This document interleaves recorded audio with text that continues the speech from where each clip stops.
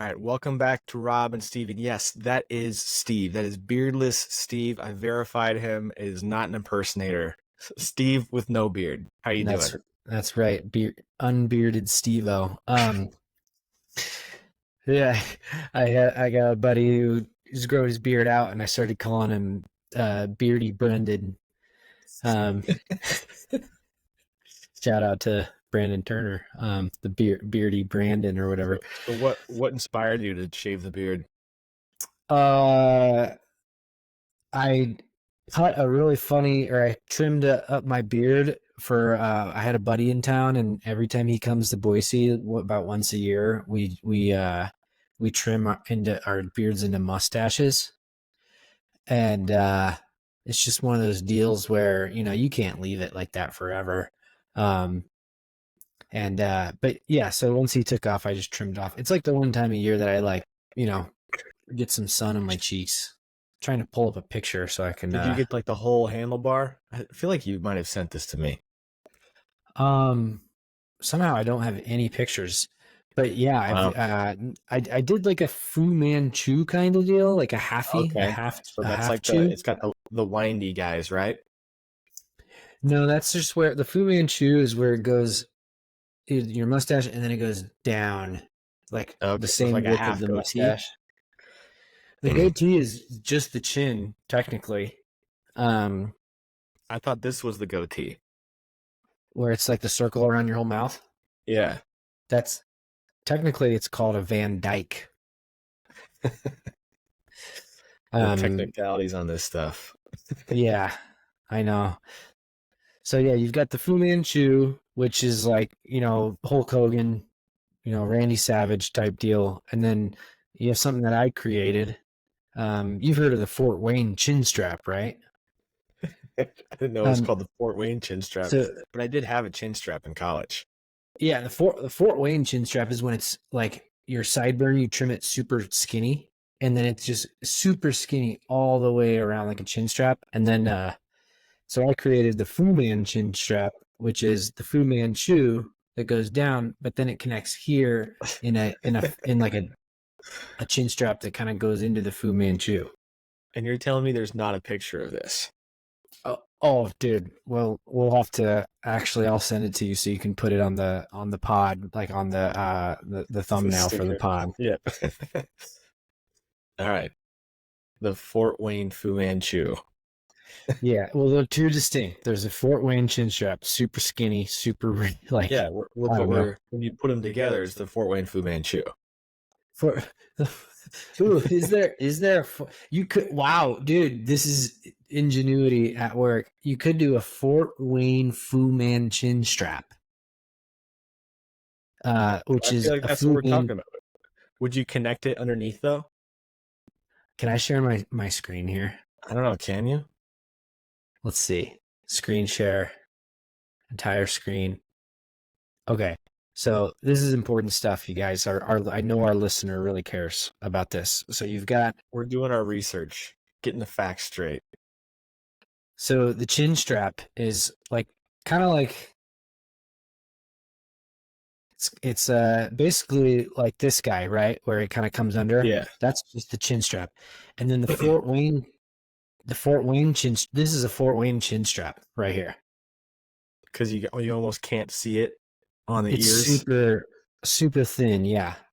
I feel like that's like a Jersey Shore thing. Was that not? Or even this. Well, I feel like this was the Jersey Shore version, Hmm. and then the super skinny one.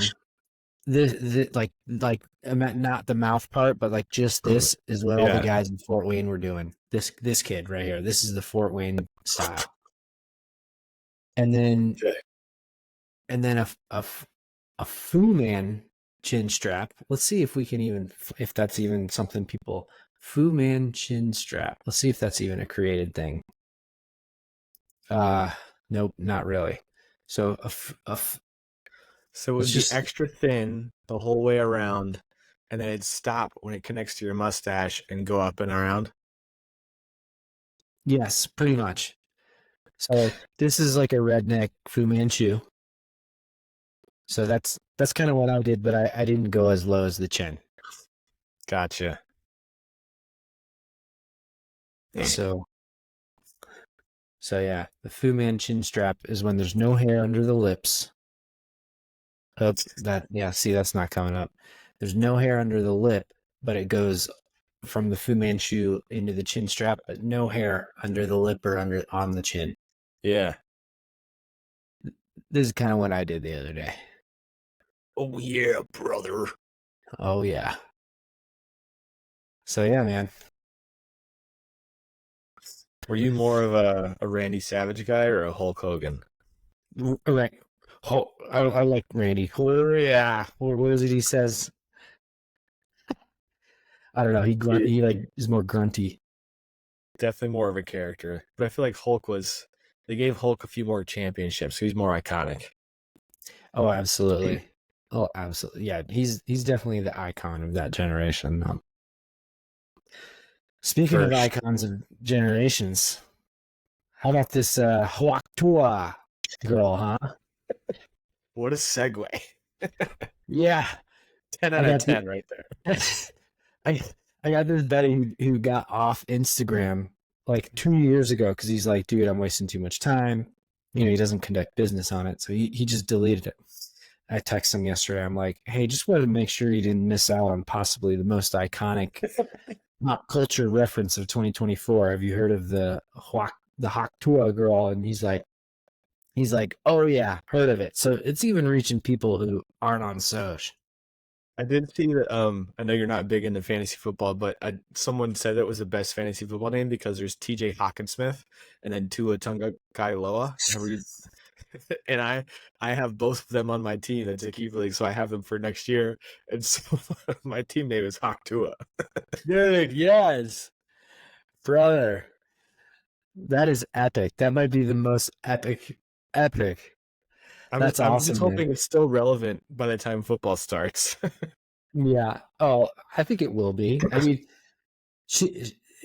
I know we were kind of talking about this right before we recorded it, but like this whole thing is so compelling because it's like every dude has wanted to like express that, but like has never had the cojones to do it, and now every girl on social media can't like escape that video 1,000 times every time they scroll.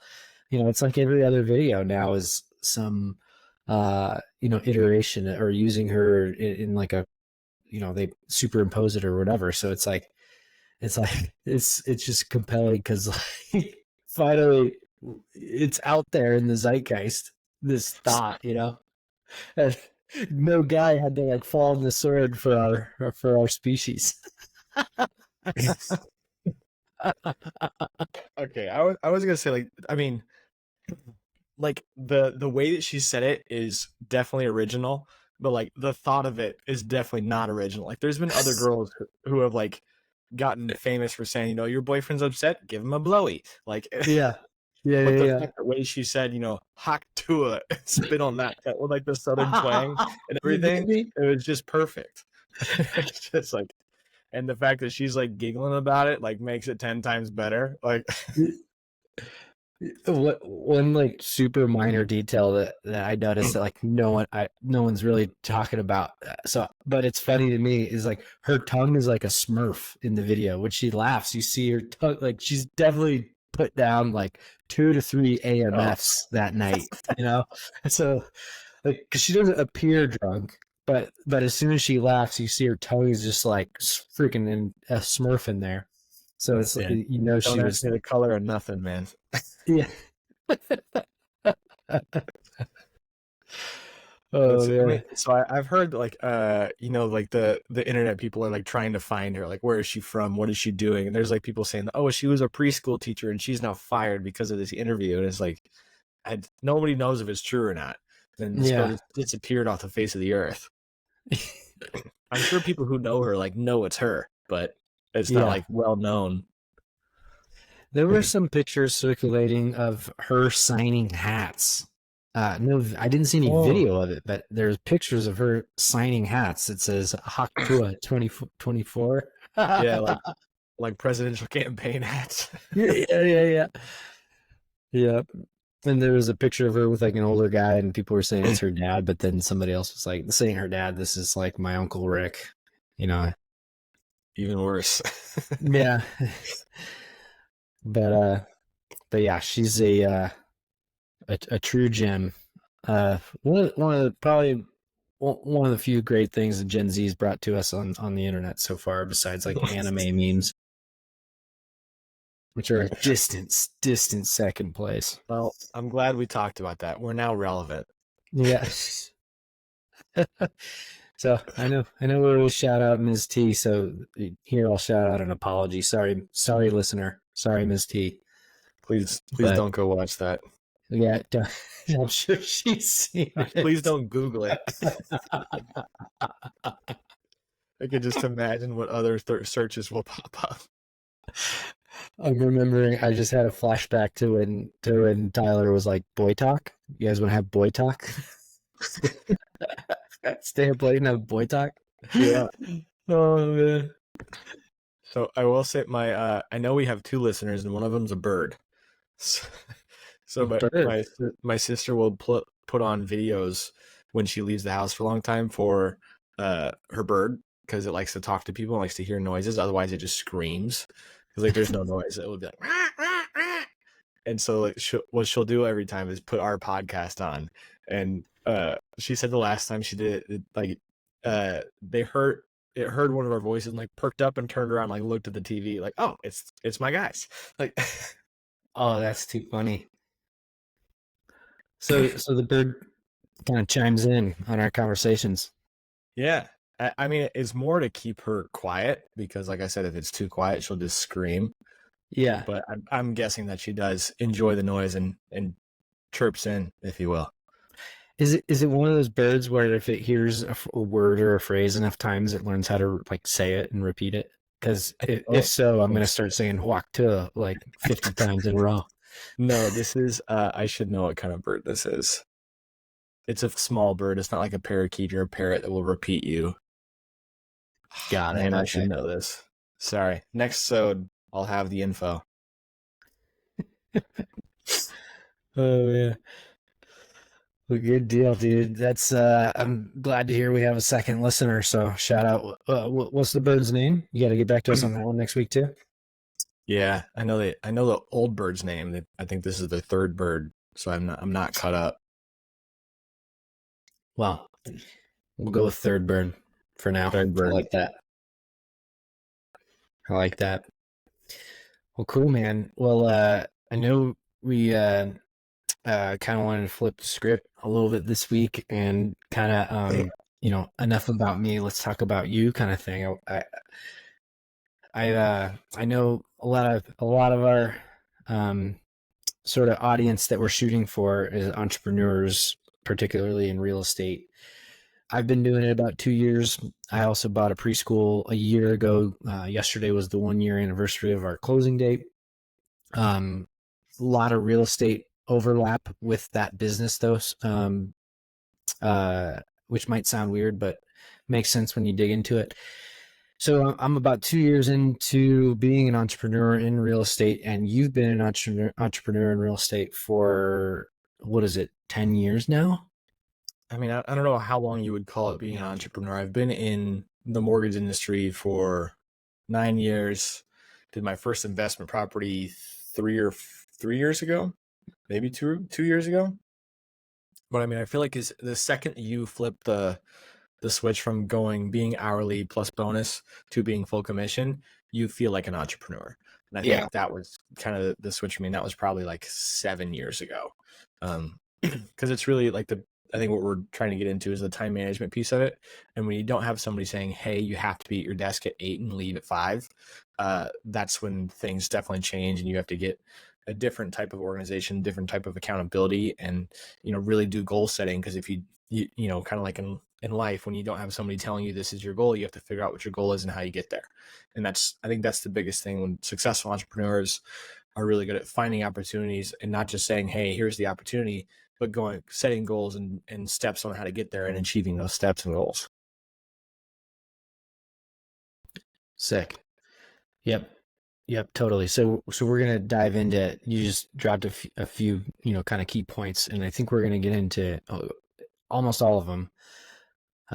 But Okay, so tell me first a little bit about like once you did go full commission and I think you were in the office still, but I kind of want to focus on like working from home, like taking it from a perspective of working from your home office as an entrepreneur, before you scale to the point where you have an office in a building where your business is or otherwise. But like that working from home, either all commission or all equity stake in your business type deal. Um, like somebody who's just starting out in that, and has no prior skills in that because they've always W-2, always had a boss kind of helping them prioritize stuff. Like, what advice would you give someone who's starting out in those circumstances, when it comes to time blocking their time and prioritizing? Yeah, I think the biggest thing for me when I stepped away from being like on a team in a big organization was the how detail oriented you were and the level of organization you had for yourself. Because when you have a big organization backing you, you know where to go and clock your hours, you know where to go and set your tasks, you know what to do when you're done with the task because someone told you what to do and when to do it and where to turn it in.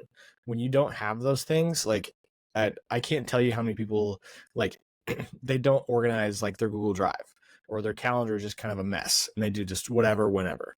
And so I think having the discipline to say, okay, I need to be hyper organized for myself and for the business I'm trying to make. Um, and you're kind of, I would say that the part you're talking about right now, if you're in the very beginning stage and you're trying to figure out, what do I do? How do I get this stuff done? If you're not super excited to get the work done and you're not excited about the work you're doing, you're probably not going to make it as an entrepreneur. Like if you doesn't like light you on fire that, hey, I have the opportunity to do something huge and create a company for me, myself, and my family, you're like, oh geez, I have to go and do this work. You're probably not going to be successful in that business. If you're not passionate about it, just go work for somebody else. It's a lot easier. You'll make more money quicker. It's more sustainable, a lot less risk. So if you're not passionate about it at the very beginning, I'm not sure anybody can help you. Uh, if you don't have that kind of drive, then it's being an entrepreneur is not for everybody. I wouldn't say everybody should go do it. There's plenty of people that are happy with their W-2 jobs and sometimes a little bit jealous of people who have W-2 jobs. Um, so that's what Right. I would say. Yeah, at the beginning, if you're not excited about it and you need somebody to light a fire under you, just stay at your job or go find a different passion project. Um, and there's serial entrepreneurs who do that and they'll start, 6 at the same time and figure out which one catches their attention the most or they're most excited about doing. After you've kind of gotten through the initial excitement and you're kind of off the ground and have some kind of business to run, I think I think prioritizing is second to organization. So once you've organized yourself and you have everything laid out nice and neat, you know where things are supposed to go and what you're supposed to do, prioritizing what's important. I see a lot of people that get caught up in doing the wrong thing because it's easy for them to do that. Like, is sending this email really the most important thing? Or do you need to go collaborate with other businesses? Even though it's not your favorite thing to do, is that the most important thing for your business? And the only way you find that out is prioritizing by what's the most important thing for your business. And that's kind of what I've done a lot in how I structure my business in terms of mortgages is the way I think about it is what's most likely, what's the thing I can do right now is most likely to get me paid, because I'm not sitting here trying to build an empire. I'm not building the largest mortgage company on the West Coast. It's just I need to produce enough business for myself to sustain and earn a living that I want. And so my goal is, okay, how do I get to that income level? And which is, how do I go out there and create income? And is that making a phone call? Is that working on a file that's in process? Is that sending out a mass email? Is it going to an open house? And so everybody's business plan is different. Everybody's in different areas, and you have to decide what's the best method for you. And I think that's one of the great things of entrepreneurship. Like, I'm not the one that's going to go out there and go to a networking event and light up the room and get 15 business cards and work with 15 new people. Some people are like that, and that's what they should be doing all the time. That's not what I'm doing. I'm really good at, you know, analyzing people's financials and figuring out, hey, this is what's best for you, and explaining it to them in a manner where they understand it, so much so that they're excited about it and then they tell their friends and family. That's where a lot of my businesses come from. And so I got to figure out how do I do more client meetings. And obviously, it's not by going to networking events and putting my names on billboards. It's by getting more people to have meetings with me. And so that's really what my business plan is really built around, because I believe that's the most important thing for my business is the more meetings that I can have with clients, the more they're going to tell other people about me, the more that I'm going to get more referrals and build my business. Yeah. Yeah. Yeah. That makes sense. Yeah. It's just like kind of just touching on that last thing you said is it's a numbers game in sales, right? If you have a 5% conversion rate, you know, uh, on in the industry, if that's kind of industry wide, or even just like your own data, and you know that you want to make $10,000 per month, and that means 2 deals per month in whatever industry it is, then you got to talk to, what is that, 200 people at a 5% conversion rate to make $10,000. Um, so it's like you're saying, having all your documents and all your systems and workflows like documented in your Google Drive and super clean. Your calendar's clean so that you're always aware of kind of what's happening, what your time blocks are to focus on that goal that you've made, 2 sales, 200 people, right? That which means I got to talk to 15 people a day to hit that 200 people uh, uh, monthly goal, something like that. So you can kind of back into your results by first choosing what your results are, having your all your files and processes organized to be able to hit those habits and get that stuff done to hit I those will say results. one thing that people miss a lot on the organizational piece is if you plan on hiring people or having a team or having an assistant, you need to document how to do things. Um, and you don't have to do it perfectly the first time. You just need to start somewhere, because if I were to hire someone in my mortgage business right now and just say, "Hey, go do this," they'd say, "What do you mean? What technology do I use? What website is it? And like, who do I call?" And just having like the basics of what happens, and then one of the best ways to do it is, if you have time to slow down and do it with them and have them document it, because you don't know everything that happens in my workflow in my brain. Like I might skip 6 steps because I know I don't need them, but a new assistant doesn't understand that I'm skipping these steps just because it's for this one client. So you need to write them all out and Mm-hmm. have it repeatable, because that assistant or person might not work out. So the next person has to come in and pick up where they left off. And so you have to not only keep everything documented, but like I call them like job aids or how to's. And so those need to be documented if you haven't plan on having anybody working for you or with you. That's funny you say that. So yeah, we in construction we call those SOPs, standard operating procedures. Yeah. So I kind of stole that and brought that over to the preschool, and I was so heavy set and intent on, hey, it's got to be in this format, and super intensive, very detailed, like even down to the formatting. And I was trying to be too perfect, and what happened was a month goes by and they aren't getting done because I was trying to delegate, half of them to team members. And then I said, okay, how about this, you guys? Just type me an email with the list of steps um, that you would do, right? And then I was able to copy and paste that to a Word document. And okay, it's not perfect. It doesn't have all the title blocking, and it doesn't match the other SOPs. But at least we've started somewhere. I got like half of them back, and then I got as easy as, okay, just write it down. If you don't want to email it to me, just write it down. And and then for, the folks who even emails were too hard, I at least got a written one that my phone freaking scanned and retyped onto Word for me with a scan app. So, it's not perfect, but now we have them. And it's super helpful even in the rudimentary form or, formatting. New employees that have come on have benefited from it. So it's couldn't agree more. I want to ask you. You mentioned something that I 100% agree with you about the passion thing. If you aren't passionate about it, it's probably not going to work, right? Um, and it's kind of interesting because not in real estate, but in the business influencer um, sphere there on Instagram, your Hormozis, your Cody Sanchez, they talk about boring businesses. Who cares if you're passionate about what's making you money? Pick what makes you the most And money, and then get good at it, because you'll like that you'll find passion in being good at it. And it's like, I don't necessarily agree with that. I feel like to have the motivation, it's not just money that motivates me, and sounds like you either. It's like the journey and the impact you have on others are more motivational than money alone. It's like equal with money. So you yeah, have to, yeah, find that thing that gives you all three, right? yeah, and I don't think it's like, laundromats don't have to be your passion in life for you to be a really good laundromat owner. But I Mhm. think, if building a business is your passion, it doesn't matter what kind of business it is. It could be a Mhm. laundromat, it could be a liquor store, it could be a tech company. But if you like building those things and that gets like it excites you to complete those projects, that's what I mean. I mean, it like I said, it's not about, you're really passionate about having clean laundry for the lower end population of the city. Like that's not the passion. Is it difficult for you to go do the work?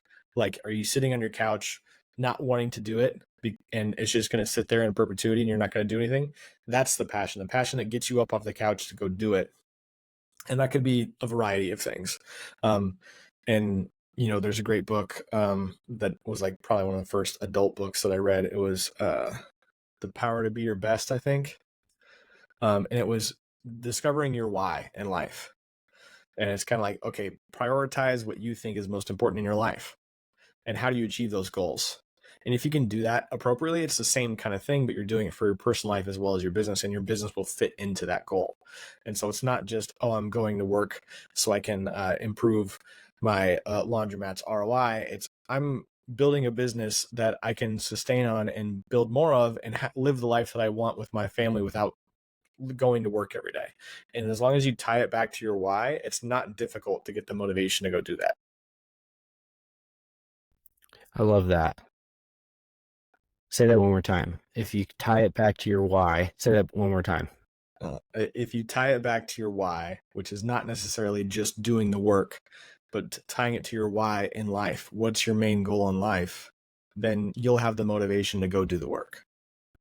So you answered my next question then before I even answer it, is how do you stay motivated? And your answer sounds like it would be tying it back to making sure that what your goal is tied to your ultimate why. Well, I think it go one step further. Your activities are tied to your why. Mm, And so your day-to-day activities need to be building towards your goals, which lead towards your ultimate why. We'll give an example for my why. I want to retire as soon as possible. I don't want to work anymore. I don't want to have to show up every single day and do these things that I don't want to do. So that's my whys. I want to spend time with my family. I'd like to travel a little bit. I want to be outside. That's what I want to do. And so every day when I have, a thought of, well, I want to do this, and it's like, okay, well, I'm getting one step further away from my goal.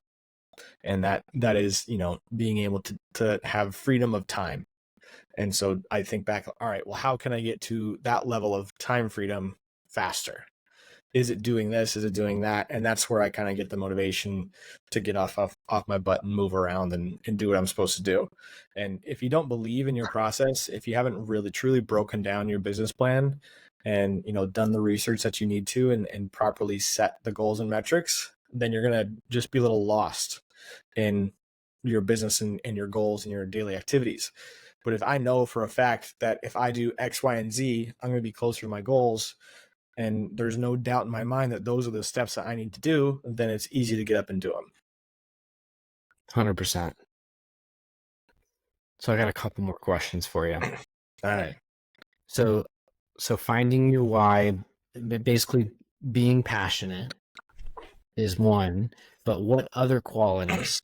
Being organized, um, being able to prioritize, uh, knowing what your why is, and being passionate.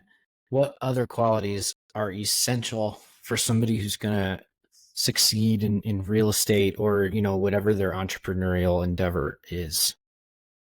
Um, I'd say know yourself. Know what your strengths are, know what your weaknesses are. Because until you have a full self realization, you could be spinning your wheels doing the wrong things. You could be a great sales personality, but you're just stuck in the minutia of doing business and you're in the hamster wheel and you're awful, but you know it has to get done in order for your business to work. But you know that your best use of your time is to go out there and do sales. So you have to, there's personality tests out there. There's the Myers-Briggs, there's the Birds, there's a bunch of them out there. Go figure out what you're able to do. And then you're going to learn through like different work experiences. Like, oh, I did that. That was a really good job. People liked that. I had a really good response from that. Maybe it's not my favorite thing to do, but I'm really good at that. And so you get to figure out, how do you do more of that? And if you find that you have a glaring hole of opportunity or a skill that you don't have, say you're not good at computers and you just hate dealing with tech, then you need to find a way to outsource that. Hire a contract worker, hire an employee, and make sure your assistant fills your gaps. And I think that's ties into the other portion of, if you're the owner of the business and you have somebody filling a gap that you're bad at, you damn well better make sure they document everything. Otherwise, that person runs his business, not you. Because if the business can't function because your assistant isn't there, then you don't have much of a business without them. Mm-hmm. And so you got to understand what your weaknesses are, understand what your strengths are, and be very real with yourself. Not everybody has the ability to do that. And some people just think that I'm good at this because that's what I think I want to be good at. And sometimes Delulu's the Salulu. What was the thing you were telling me today? Oh, it's the optimism post. We'll get to that after this one, but understand what you're good at, what you're bad at, hire for your weaknesses, make sure that they're documented so that if that person needs to be replaced, they can be replaced. But you sent me this post that was like, how the people who are most successful, they're trying to measure who has the most success in life. And that, what was it? It was like, who's the most optimistic, who has the most unrealistic expectations. Mm-hmm. And I've heard people say, Delulu is the Salulu. And so the more delusional you are, the higher you're going to shoot. And if you believe that you can do it, there's a higher probability that you're going to get it done. That's that saying my weight coach used to always tell me: the man who thinks he can and the man who thinks he can't are both usually right. Yeah. 100%, man. That post was saying that people who are successful entrepreneurs, like 80% of them or 90% of them or something, all of them have unrealistic optimism. So they just always believed that, yep, it's going to work out for me. I'm going to do it. And, it's not a replacement for hard work by any means, but that's always how I've felt since I was a kid. I mean, I remember being in high school, being posed with like a challenging situation and being like, no, it's going to come together. Like I remember we were going to prom and I had saved up like $200, which was enough to rent a tux for one prom. But then you and I both got invited to Carmel's prom. So we had, 2 proms to rent tuxes for. And I had like 2 weeks or 3 weeks to figure it out. And that's, a lot of money in 2-3 weeks when you're 17. But I remember just being like, no, I'll figure it out. And in that time span, I just called some people. I got like 2 odd jobs for like $70 each. And then I just called the tuck shop and I was like, hey, can you give me a 50% discount on the second one if I get 2? And they said yes. So for, $120 or something for the second one, I was able to get it, and I still had money left over for like, whatever food and drinks before dinner before the prom. Oh, boutonniere. Yeah, a boutonniere to today junior.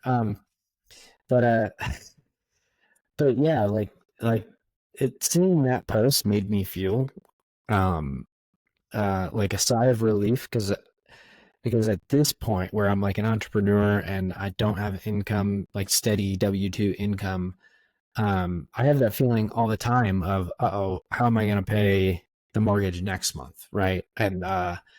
And it's just like, no, I will figure it out. And then I forget about it. And then 3 weeks later, I'm like, oh yeah, mortgage is next week. What are we going to do? Okay. And then we figure it out every time, every single time. And I'm convinced it's because I'm just optimistic and it manifests, like there's electrical energy that comes off of every person from our body. We generate electricity in our nervous system.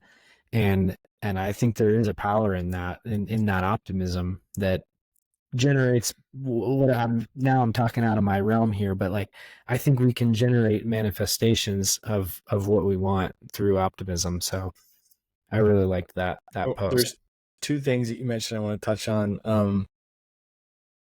One of them is I heard this from Will Smith. I don't know who else said it, but you only want to have a plan A. You don't want a plan B because Mm-hmm. plan B does nothing but distract from plan A. That's a great point. And Yeah, I so don't I have a think, plan B right now. yeah, I that kind of goes back to like what I was saying. You need to 100% believe in what you're doing. You wouldn't have a plan B if you 100% believed in what you were doing. I don't Mm-hmm. think that it's a good idea to never have a plan B, but you need to be so sure of yourself in plan A that you don't need a plan B. Yeah, hope we never need plan Bs here either.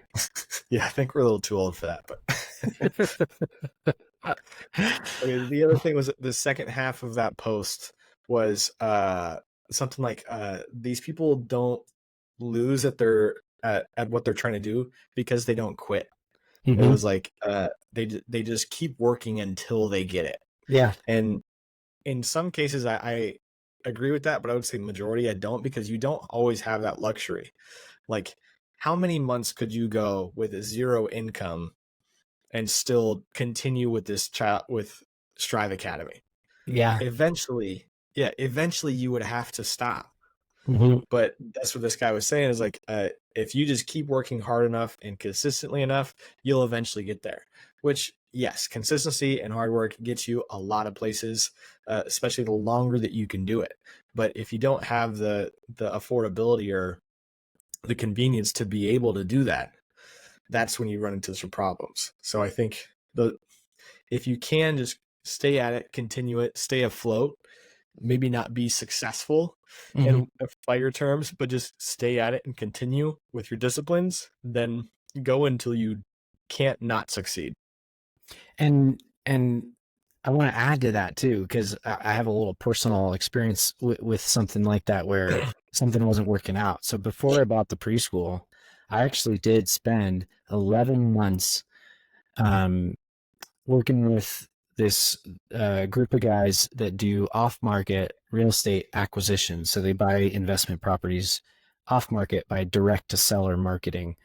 And they keep half of them as rentals, and the other half they basically assign the contract to another investor and take a little finder's fee.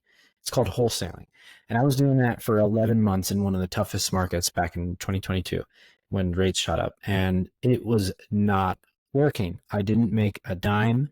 The company was nice enough to give everybody like a $500 bonus on Christmas. So in 2022, my income was $500. And that's Wow. what I showed on my 1099. It was $500. Um, and you know, I had to eventually stop doing that because I was doing it for 8 hours a day and it wasn't producing any results and it wasn't sustainable. I was living on a credit card and, eating a lot of pasta and ground beef. And, but I learned so much from that I then applied at the preschool. So, we were doing a ton of creative financing to buy real estate, at least making offers and explaining it to people and trying to, using sales tactics to try to buy a house like that. And I used those same tactics and the same kind of roadmap to buying the business. And I got the business for $0 down payment, which was perfect because I had no money. And You had $500. What are you talking about? yeah, yeah, that was gone real quick. But yeah, I bought that business with $0 down and only $400 a month. And without having spent that 1 year of learning how to do that and all the intricacies of creative finance, I wouldn't have been able to do the preschool thing. So I was optimistic. It wasn't working, needed to try something different. So I kind of realigned my trajectory, but didn't put to waste everything I'd just done. And, 2 years from now, when I'm still paying $400 a month for a business that is making me $10,000 a month of income and off a $0 down payment, well, then my returns are infinite and I'm making good money off it. So then I've won, right? Then the optimism truly manifested. It did manifest into the good result. So I'm going to keep pushing on this preschool until that happens. And then I'll back away and make it completely passive and let it grow on its own. But yeah, so for people who are listening who are like, well, I've been doing this for so long, it's still not working. If I give up, then it's a failure. It's not necessarily a failure. Now, if you give up and you don't utilize that at all, and you treat it, you let it become a waste of your time to have tried that, then yeah. But like Hormozy, he had a gym. I think he had a gym or another business that failed first before gym launch crushed it, right? But was that a failure? Or did he keep going and realign it into more of a consulting business? And then an acquisition.com is a completely different business, right? So he like leveraged his experience to keep pushing in a direction that's positive, even though it wasn't the exact same business. The story I remember from him was that he had bought a gym, and he had couldn't afford rent. He was sleeping at the gym in like a sleeping bag. And so his next goal was to start selling memberships so that he could afford to put equipment inside the gym. And then Yeah. he like through as that was one of the things I was going to mention is there's two things that motivate people. It's the fear of failure or the striving for success. And like you sometimes have to use both. And so the fear of, where am I going to sleep tomorrow if this doesn't work? Or how do I get to $10 million as fast as I can? Both of those are motivators. And I feel like for Hamrozi, this was, if I don't make a sale, then I have nothing to my name and I'm moving in with my parents back in Ohio or wherever he's from. Mm-hmm. And so I think that's kind of a big thing with entrepreneurs is you're going to run into that fear every single day. Like you were saying, how do I pay the mortgage? And some people, that's their motivator. And that's how they crack the whip on themselves. Like if you don't do this, you're going to let your entire family down. Go sell something. Yeah. I did something stupid 2 years ago too. Um, I was a little too optimistic that things were going to go super well immediately, and I bought a truck because I saw a video that really resonated with me where this guy said, "Yeah, you can Dave Ramsey it and just buy a $3,000 car and not have a payment and live cheap, or go ahead and buy that truck because then you'll be motivated. Like you will have no choice. That payment every month. You will have to go make that money to make that payment. Otherwise, you're screwed." And I was like, you know what? I'm optimistic. I think that's a good idea. And I'm just going to go for it. And I also thought that, I could live in an RV and we could travel around and work remotely and that it would like go great. And that I'd be motivated to work because I need to make those payments. And the market didn't allow for that. And so I struggled a lot with that, and it became more desperation-y than like motivation-y. Never missed a payment, was never late. Somehow it always worked out, but for me that wasn't a good motivator. It didn't. It made me feel a little bit like I'd made a mistake, and I kicked myself every time I went to go drive that truck. So I found myself not driving it. And just always take Elena's car, um, and and yeah, so that was a mistake that I made, but and I won't make it again. But it worked out okay. But yeah, That's an that's just interesting theory. yeah, Go get the high payment car because it's going to motivate you to make more money. yeah, yeah. The truck was like $1,200 a month, Ugh. and yeah, and it's brutal. It was brutal. But in 4.5 years it'll be paid off, and I've got a guy who's using it and making payments, making the payment for me now, and I'm actually making like $120. Um, he's per month. He's paying that much more than the payment. So in the end, it's okay. I have a high risk thing for only $100 a month, but valuable lesson learned. That's interesting. So yeah, he's a business owner, and he tows his trailer with it. He does countertops. So now he's the one who's got the motivator to make the payment, The bust ass to make motivating the car payment. payment. Yeah, well, it's working for him pretty well. Yeah. I was gonna say Okay, he should be man. paying you for the motivation, but I guess he is. Yeah. Okay, man. I gotta follow another one last question for you. All right. So I talked a little bit about a failure, or what I perceived as a failure, but what about you? How do you handle setbacks or things you perceive as failures in your business ventures, small, big, medium, whatever it is? How do you typically handle it? And I want the raw truth, dude. If you cry before you go into action, if you punch a wall, or go drink a bunch of Monster Energy, vodka shots, like whatever. Like, tell me the down and dirty. How do you handle those setbacks and failures? Yeah, so I mean, with any business where full commission, you're a business owner, whatever it is, it's a roller coaster. There's going to be wins and losses all the time. Um, I think how you handle it is not so important. I think the fact that you do handle it is important. I'll still answer your question, but I think the fact that you can handle it and get through it is the most important part, because ignoring it is the worst thing that you could do. If you have something go wrong and you just say blow it off and try and never deal with it, it's going to snowball into something 100 times worse and possibly explode your entire operation. Um, so in my industry, the toughest things are like losing a client that you really thought you were going to have, because my mortgage business is very transactional.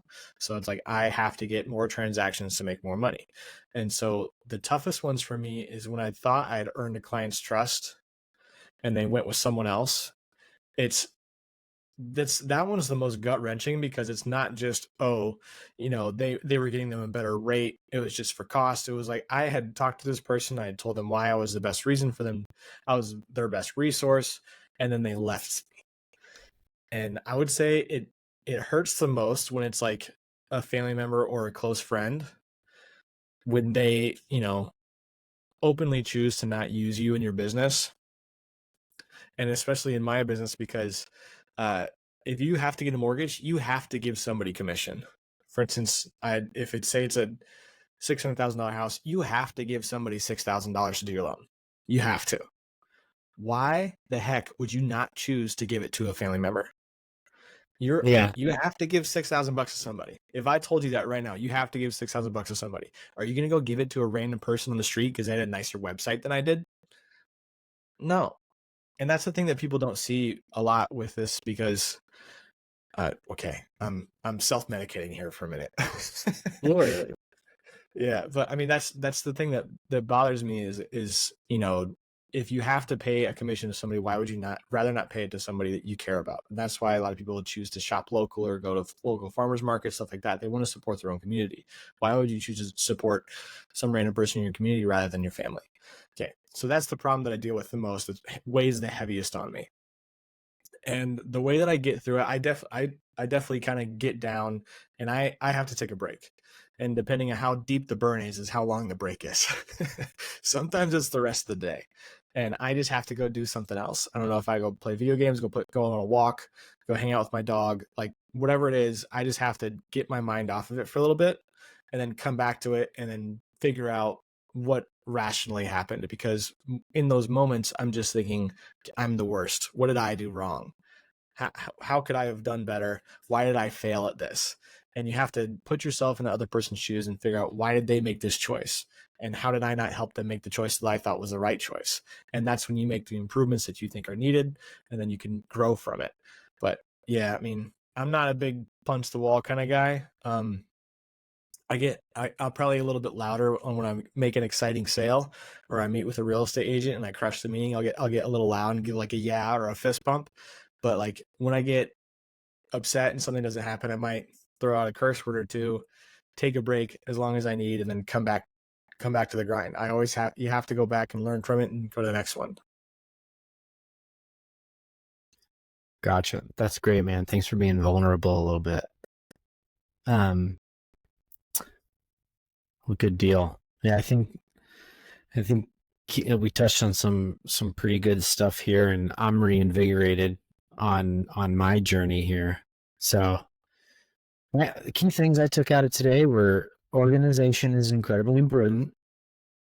Optimism is incredibly important, and not just optimism, but like the relentlessness of your efforts, right? Being relentlessly optimistic as well, and also allowing yourself the space to feel whatever you feel when you fail, and like you said, learn from it for the next one. I think that's huge. Having that ability is not very common. A lot of people don't learn from their mistakes and improve the next time. They just keep doing the same shit and don't change. Right. Yeah, like I said, I've dealt with this a lot with my coworkers. Is they lose a sale and they just say, "Oh, screw that person," and move on to the next one. Don't have another second of thought about it. And Yeah, I think that's the worst thing that you can do, is not think about what you could have done to improve. Why did that person make the wrong decision because of what you did? You got to do something to improve on it every time you face a failure. absolutely, bro. All right, man. Well, love the shirt today. The the pitchfork. Who? Who's yours? Love it, dude. Nobody in Um, California knows what this is. They all think it's Arizona. really? Oh my Yes. gosh. Get out of here. Yep. All right, man. Well, let's take a moment and thank our sponsor slash listener slash viewer. Or Yeah. sorry, two of you now, Ms. T and Third Bird. Third bird. I will say that people, I will have gotten this question a lot. How do I get notified when you guys release a new podcast? So if you're on YouTube, you got to subscribe and then hit the notification bell on the bottom. And we'll do this at the beginning of our next podcast as well. Then you will get an email or some kind of notification notifying when we post our next podcast. So we have people that want to listen. It's just they're just not logging into YouTube every day. Right.